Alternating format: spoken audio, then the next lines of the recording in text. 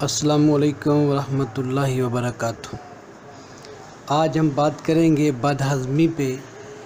बदहज़मी क्या है, क्यों होती है, इसकी अलामत क्या हैं, असबाब क्या हैं, इसका इलाज क्या है। तो मोहतरम सामीन, सबसे पहली बात तो ये है कि हमारे जिस्म में जो भी ग़िज़ा जाती है वो हज़म होकर खून बनती है। वही खून हमारे लिए एक पेट्रोल का क़ुव्वत, ताकत, नशोनुमा, इर्तिका का काम देता है।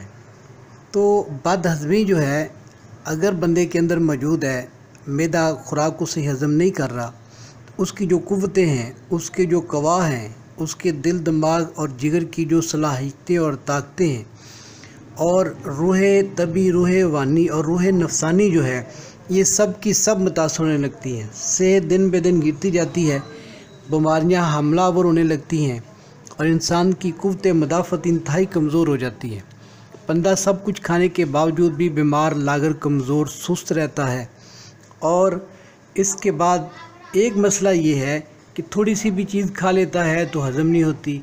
अगर ज़्यादा खा ली तो दो दिन भूख नहीं लगती, डकार आते रहते हैं, सांस तंग आता है, बेचैनी रहती है।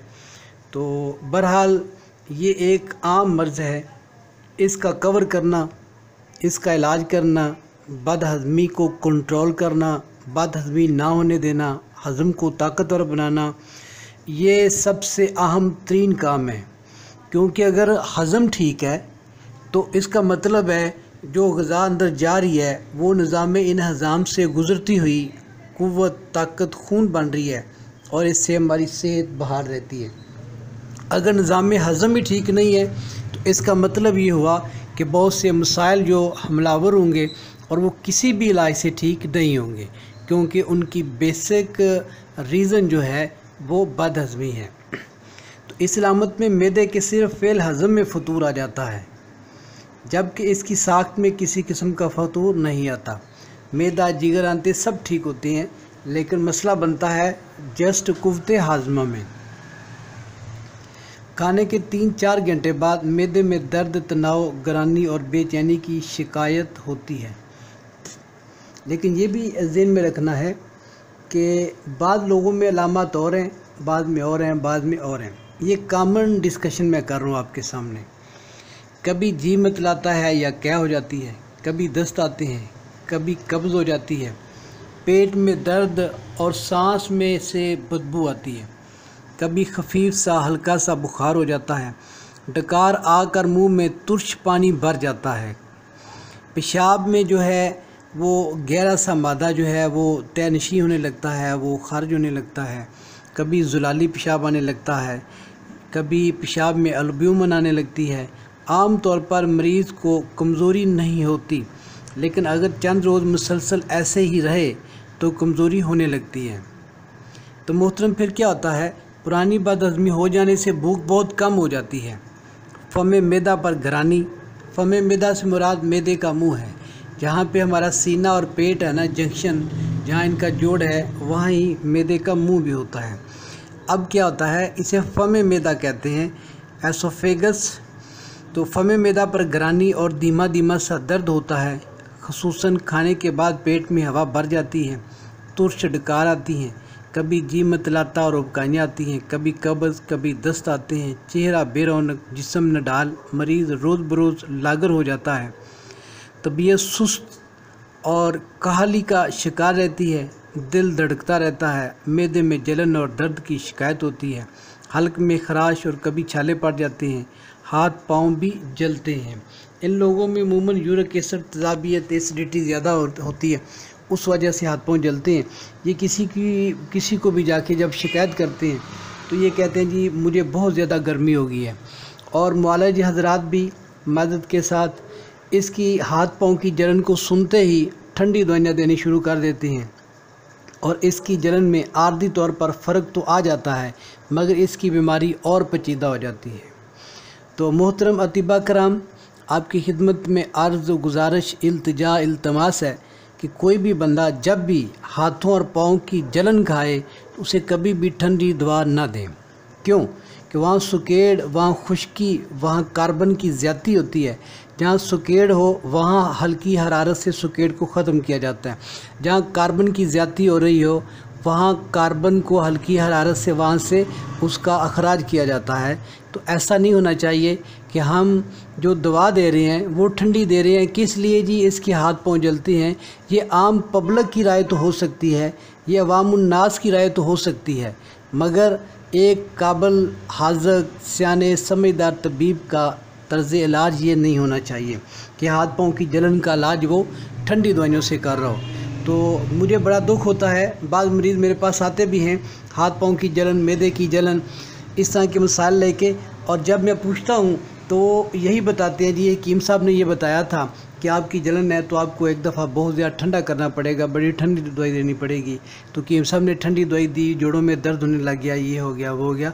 तो बहरहाल मैंने पहले अर्ज़ कर दी कि अगर कहीं भी सुकेड़ है, कहीं भी कार्बन ज़्यादा जमा हो रही है, रूके शेरिया जो बालों से बारीक शरियानें हैं वो तंग हो रही हैं और उनमें खून सही तरह से नहीं जा रहा, सुरसराहट है हाथों पाँव में या वहाँ पे जलन है, तो कभी भी ठंडी दवाई से इलाज नहीं करना। हाँ, अगर आप समझ रहे हैं कि ये मेरी गुफ्तगू गलत है तो आप इस पे मज़ीद मुझसे डिस्कस कर लें। मेरा नंबर तकरीबन हर वीडियो में या किसी न किसी वीडियो में दिया होता है, तो आप मुझसे डिस्कस कर सकते हैं कि ऐसा क्यों है। लेकिन डिस्कस करने से पहले भी मैं कोशिश करूंगा, अगर तो आप तबीब हैं तो आप थोड़ा सा मुताला करें तिब का, ज़रा गहरे अंदाज के साथ।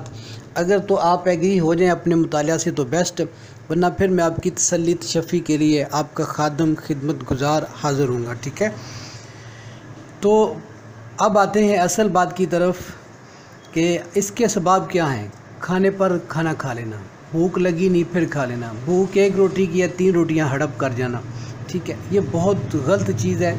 इसके अलावा बेकरी की मसनूआत का इस्तेमाल आजकल आम हो रहा है, केक, पेस्ट्री, इसके अलावा फ्रूट केक आ गए हैं, और फिर डबल रोटी तो बजाते ख़ुद खमीर से तैयार होती है। तो बहरहाल ये जो चीज़ें हैं ये बहुत बड़ा सबब बन रही हैं बदहज़मी का। इसके अलावा होटलिंग भी है, नान चने आजकल लाहौर में बहुत चल रहे हैं। इसके अलावा होटल के जितने खाने उनमें तेज़ मिर्च मसाला जात होते हैं, वो भी इस चीज़ का सबब बनते हैं। तो बहरहाल जितने अहबाब इस बात को सुन रहे हैं वो ये बात नोट कर लें कि बदहज़मी का एक बहुत बड़ा सबब बगैर भूख के खाना भी है। मैंने पहले भी शायद किसी वीडियो में बताया था, खाने का वक्फ़ा कम अज़ कम दरमियानी वक्फ़ा 6 घंटे का होना चाहिए। सुबह नाश्ता 8 बजे किया है, 2 बजे से पहले लंच नहीं करना चाहिए। 2 बजे से पहले भूख लगी उसे बर्दाश्त करें, अगर 2 बजे भूख नहीं लगी तो फिर भूख लगने का इंतज़ार करें। जब अंदर से अलार्म आए कि अब खाना चाहिए तो तब खाना खाएँ। बगैर भूख बगैर तलब के खाया हुआ खाना हज़म नहीं होता, बोझ बनता है, फसाद का सबब बनता है, बीमारियां जन्म लेती हैं, मैदे में कमज़ोरी आती है, क़ुव्वत हज़म में कमज़ोरी आ जाती है, तो बदहज़मी हो जाती है, सेहत फिर गिरने लगती है, बहुत से मसाइल आती हैं। फिर अच्छी से अच्छी दवा, ताकत की और क़ुव्वत की सिरप पी लेना, कैप्सूल खाने, कुश्ते खाने, वो किसी काम के नहीं होते क्योंकि क़ुव्वत हज़म ही ठीक नहीं है। तो बहरहाल हम आते हैं इलाज की तरफ। एक नुस्खा है, वो अतिबा कराम के लिए तो आसान है, लेकिन बाकी अहबाब शायद वो परेशानी का सामना हो इनको। वो नुस्खा है जी, शिंगरफ 10 ग्राम, जायफल 10 ग्राम, लौंग 10 ग्राम, दालचीनी 10 ग्राम, अकरकरा असली वाला जो है वो 10 ग्राम, फिलफिल दराज 20 ग्राम और सूंठ जो है वो 20 ग्राम। तो शिंगरफ के अलावा बाकी दवाइयों को अच्छी तरह बरीक करके मिक्स कर लें। शिंगरफ 10 ग्राम लें, और जो तो तबीब हैं उनको तो पता है लहसुन में मुदब्बर करना है और वो उसको इस्तेमाल कर सकते हैं। जो अब आप तबीब नहीं हैं लेकिन वो नुस्खा बनाना चाहते हैं तो वो बेधड़क बग़ैर किसी हीलो हुज्जत, बग़ैर किसी तज़ब्ज़ब, बग़ैर किसी हेजिटेशन के इसे बनाएं। करना क्या है, शिंगरफ को पहले 8 घंटे मुसलसल रगड़ लेना है। शिंगरफ 1 तोले को मुसलसल 8 घंटे या 2-3 दिन में 8 से 10 घंटे रगड़ लेना है। जब आपने 8-10 घंटे उसको रगड़ लिया, उसके बाद बाकी दवाइयों का सफूफ थोड़ा थोड़ा डालते जाएं और रगड़ते जाएं, ठीक है। और जब सारी दवाई मिक्स हो जाए उसके बाद 1-2 घंटे मज़ीद खर्ल में रगड़ें और उसके बाद आप इस्तेमाल में लाएं। ये बेहतरीन नुस्खा है और इसकी मकदार ख़ुराक कितनी है, मैक्सिमम 2 चने बराबर हैं। 500 मिलीग्राम से कम इसकी मकदार खुराक है। जो बंदा बड़ा है, हेल्दी है, वो 500 मिलीग्राम खा सकता है। और बाकी जो लोग हैं वो समझ लें कि जो काला चना है या सफ़ेद चना है, 2 चने इसकी मैक्सिमम मकदार खुराक है। अगर किसी की उम्र थोड़ी है, 15-20 साल है, तो वो 1 चने बराबर भी इसको इस्तेमाल कर सकता है। अगली जो दवाई है वो बड़ा मारूफ नुस्खा है त्रियाक मैदा के नाम से। इसमें थोड़ी सी तब्दीली करके मैं इस्तेमाल करवा रहा हूँ। तो वो नुस्खा है गंधक, अजवैन, सौंफ और पुदीना। गंधक, अजवैन, गंधक आंवला सार जो है, अजवैन देसी, पुदीना और सौंफ। इन चारों को 100-100 ग्राम चारों चीज़ें ले लें, साफ़ करें और उसके बाद ख़ुद घर में पीस लें, कूट लें या मशीन से पसवा लें। इसकी जो मकदार खुराक है वो आपने लेनी है 2 ग्राम। 2 ग्राम से मतलब जो आपके चावल वाला चम्मच है, तकरीबन उतनी लेनी है। अब इसे घबराने की, परेशान होने की बिल्कुल ज़रूरत नहीं है। लो जी, इतनी ज़्यादा खुराक। तो भाई देखें, पुदीना आप इस्तेमाल कर रहे हैं, आप सौंफ इस्तेमाल कर रहे हैं, आप जो है वो गंधक इस्तेमाल कर रहे हैं। गंधक ज़ाते ख़ुद इंतहाई ज़्यादा मुकव्वी मैदा और जिगर है, ठीक है। तो पुदीना, सौंफ और गंधक, ये चीज़ें जो हैं ये वाकई बहुत फ़ायदेमंद हैं। अजवैन देसी जो है ये कासर रिया है, रिया को ख़त्म करती है। मैदे के अंदर से तेज़ाबियत, एसिडिटी को ख़त्म करती है। मैदे के अंदर सुकेड़, कुव्वत हज़म में कमज़ोरी, मैदे के उज़लात के तनाव को ये ख़त्म करती है। इसलिए ये 4 चीज़ें इंतहाई सादा हैं। अजवैन देसी है, गंधक है, पुदीना खुश्क है और सौंफ है। तो मोहतरम, इसको इस्तेमाल करें मुसलसल एक अरसे तक और भूख का ख्याल रखें। जब भूख लगे तो तब ही इस्तेमाल करें। और इसके लिए जो ग़िज़ाई चार्ट है वो आपने ग़िज़ाई चार्ट नंबर 4 इस्तेमाल करना है। ग़िज़ाई चार्ट नंबर 4 और कभी कभी ग़िज़ाई चार्ट नंबर 3 की चीज़ भी आप खा सकते हैं, ठीक है। लेकिन ग़िज़ाई चार्ट नंबर 4 मुसलसल इस्तेमाल करें। और 4-5 भी ठीक है, क्योंकि 5 नंबर जो है वो मौत दे लग सारी खुराक, ना ज़्यादा गर्म है ना ज़्यादा ठंडी है, ठीक है। तो आप ये मुसलसल इस्तेमाल करें, इंशाल्लाह आपको बदहज़मी से ज़रूर अफाका होगा। इनमें वो चीज़ें तो नहीं है, को फक्की, को कुव्वत हाज़मा को तेज़ करने वाली दवाई तो नहीं है। इनमें सारा का सारा जो दोनों नुस्खे हैं ये मुकव्वी मैदा हैं।